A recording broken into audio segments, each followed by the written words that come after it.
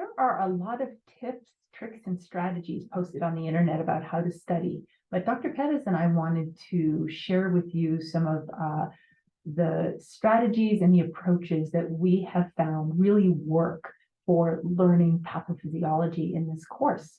So up at the top of this handout, which is posted on Canvas, we had some just general things that you should be doing every week. So first off, you need to budget enough time to really be studying, learning, and completing the assignments. So generally, we always recommend 2 to 3 hours per credit each week for a course. Some people might need a little less, others need more time, but this includes doing your assignments, taking your quizzes, preparing for your quizzes and all that stuff, in addition to actually doing some hardcore studying.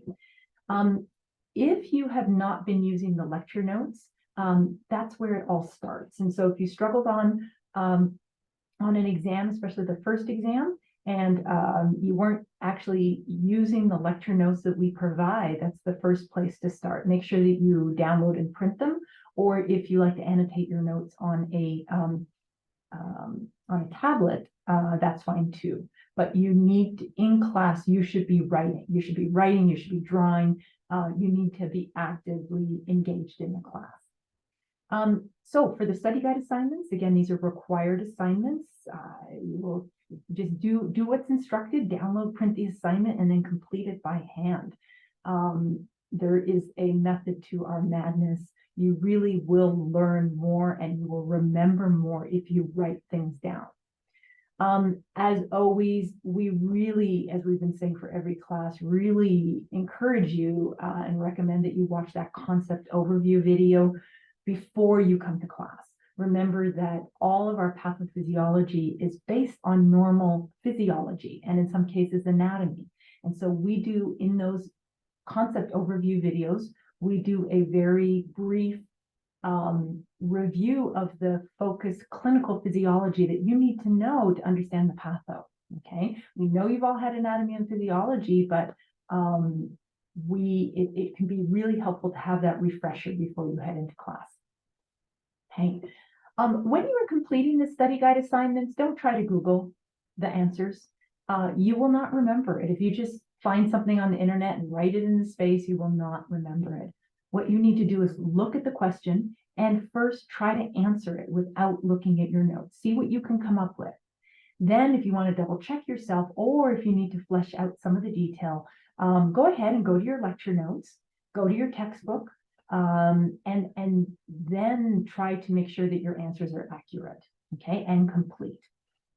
But try to force yourself to try to come up with the answer before actually going and looking it up. If you have any study guide assignments that are any questions on the study guide assignments that you're unsure about or you're not sure how to get going on, bring them to one of the TA study sessions. We have hours posted on every day of the week, including over the weekends and evenings. Bring that assignment. You can go over the questions. The TAs will help you work it out. And or if you have a study group or a study partner, bring those questions to those sessions. If you are tired, but you feel like you need to do some more learning and studying, go ahead and watch some of those additional resource videos or rewatch the lectures. We post all of the videos after class. You don't have to rewatch the whole thing, but maybe there's a section that you weren't crystal clear on that you want to listen to again. Again, that I would not say is active studying, but if you have no energy to do anything else and you feel you need to spend more time, that hopefully some of that information will soak in a little more, okay? My recommendation, apart from doing those study guide questions, which you're required to do for the class, have some scratch paper, some scrap paper, and just write things out. Write it, draw it, redraw some of the diagrams of the flow charts that we created in class, or take something that's words and put it into pictures for yourself. Write and rewrite. That's a great way to not just learn and make sure you understand, but also retain the information. And it tests you. You need to test yourself. You need to, for example, you could take a blank piece of paper and ask yourself or tell yourself to write out or draw some kind of diagram of the entire inflammatory process from the point of cell injury or infection all the way to maybe the local and the systemic manifestations. If you can get all of that onto one piece of paper with some detail, then you know the whole story of inflammation. And if you came up with that without actually referring to your notes or just filling in a few details, then you're in very good shape. Okay, you're recalling it, you're testing yourself. When you take the quizzing canvas the first time, try to do it without your notes. Okay, see what you know and see what you don't know. Then go back, review the rationales, not just for the ones that you missed, but review the rationales for all of the questions just to make sure that your thinking was accurate. Okay, you might learn something new as well. So then, if we just kind of think about pathophysiology in the context of overall learning, and especially learning in a nursing program, we use what's called Bloom's taxonomy of learning, not just in pathophysiology, but as we build the entire curriculum. And in this foundational pathophysiology course, we're really at the base, the bottom of this pyramid.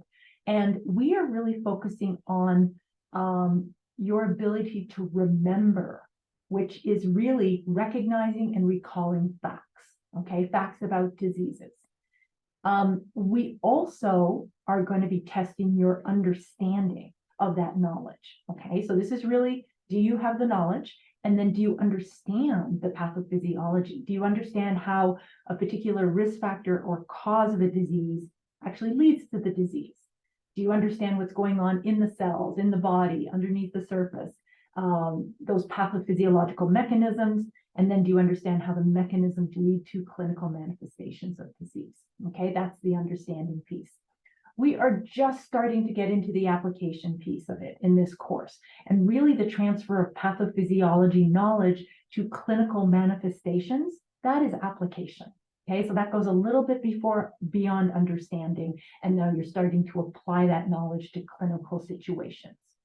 In your other nursing classes, you're going to move all the way up this pyramid here, this Bloom's taxonomy, and maybe not hitting the create stage of it, but definitely you need to be able to evaluate the knowledge of how you use this knowledge, and then be able to evaluate situations. So you will start to see in other courses questions, test questions, and assignment questions that really get to the analyze and then the evaluate levels.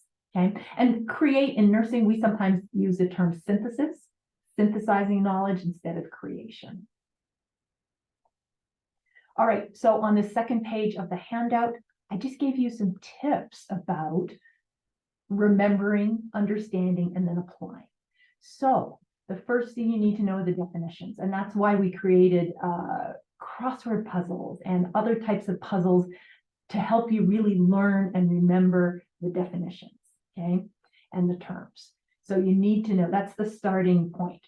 As you probably have noticed on the first exams, many of the questions are about definitions.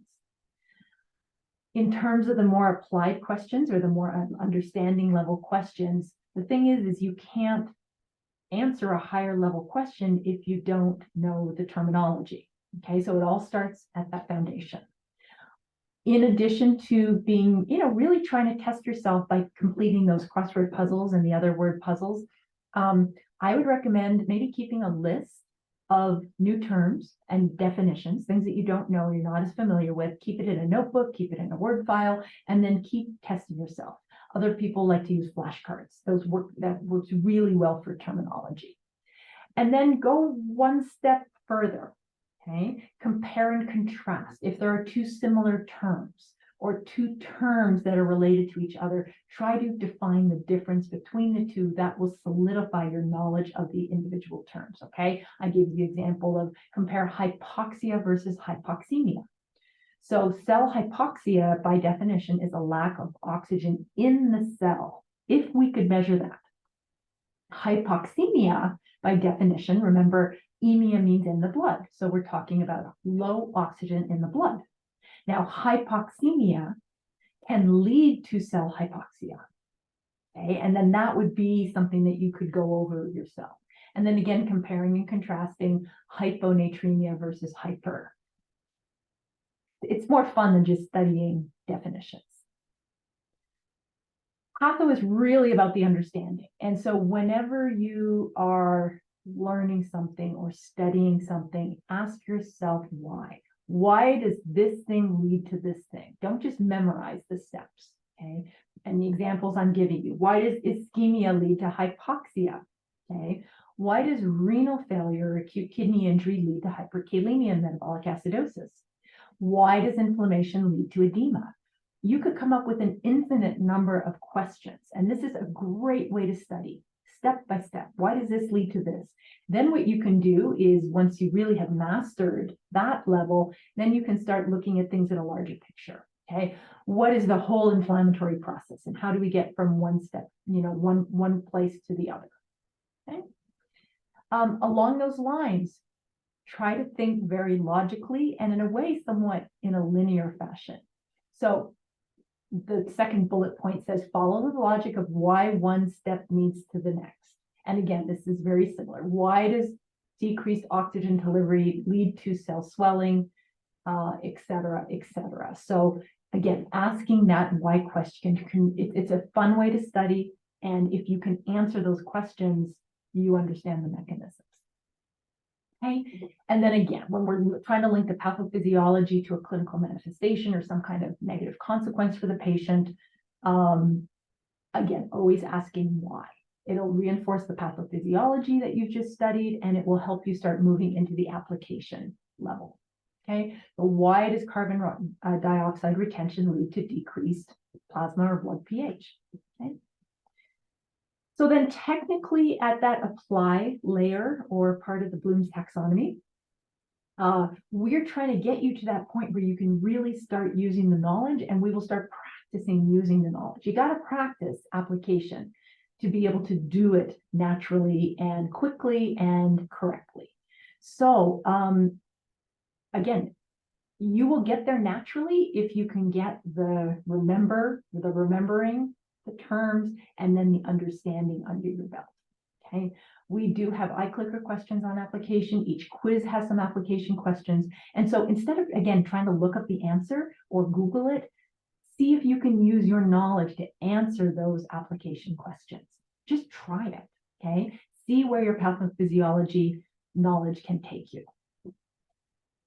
And then lastly, I think that the level 1 students have probably done this learning style questionnaire. It's called the VARC. If you haven't, I recommend going and just get a sense of what maybe your preferred method of learning is.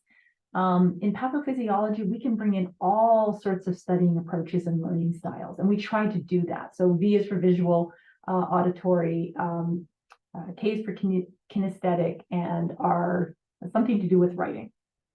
The